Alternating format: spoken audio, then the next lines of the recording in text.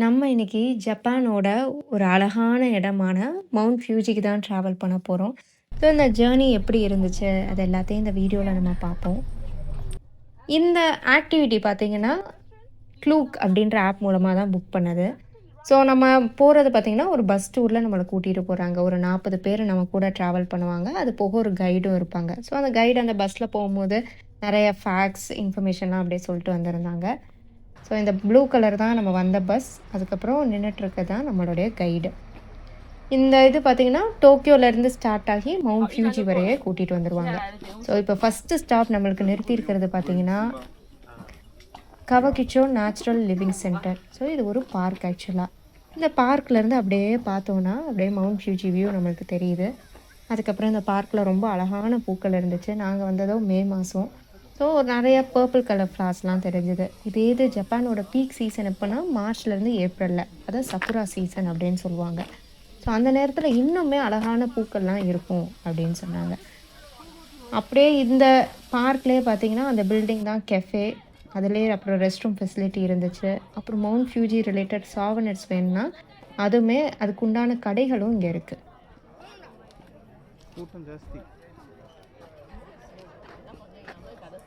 அடுத்து அப்படியே பஸ்ஸில் ஏறி நெக்ஸ்ட்டு ஸ்டாப் போகிறோம்.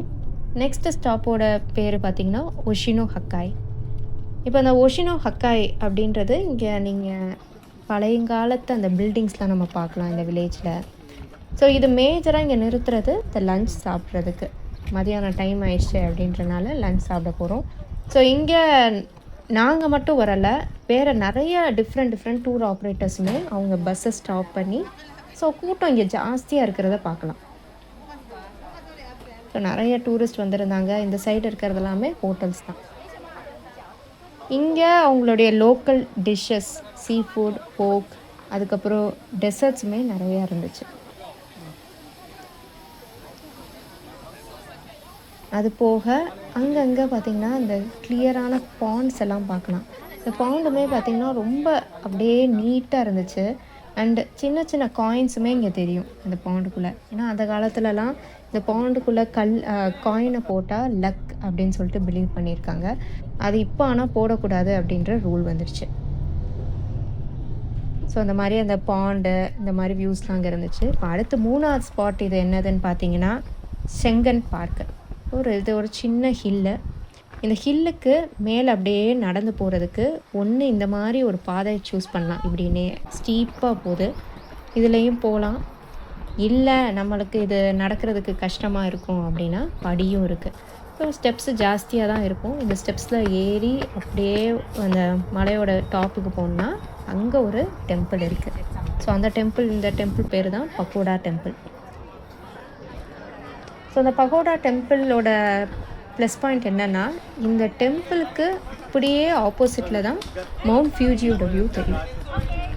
ஸோ நாங்கள் போன டைமில் அன்ஃபார்ச்சுனேட்லி அந்த டைமில் இந்த மவுண்ட் ஃபியூஜி வந்து மறைஞ்சிருந்தது க்ளவுடியாக இருந்தனால. ஸோ அதனால் தெரியலை. ஸோ ஜென்ரலாக ஆனால் இந்த மலையை அப்படியே நம்ம படியில் ஏறி வந்தோன்னா மவுண்ட் ஃபியூஜி அழகாக இந்த டெம்பிள் பேக்ரவுண்ட்லேருந்து மவுண்ட் ஃபியூஜி முன்னாடி தெரியும்.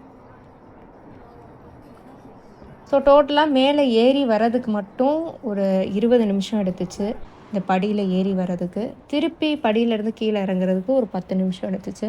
ஆக மொத்தத்தில் இந்த 3வது ஸ்பாட்டுக்கு மட்டும் ஒரு 40 to 45 நிமிஷம் எடுத்துச்சு.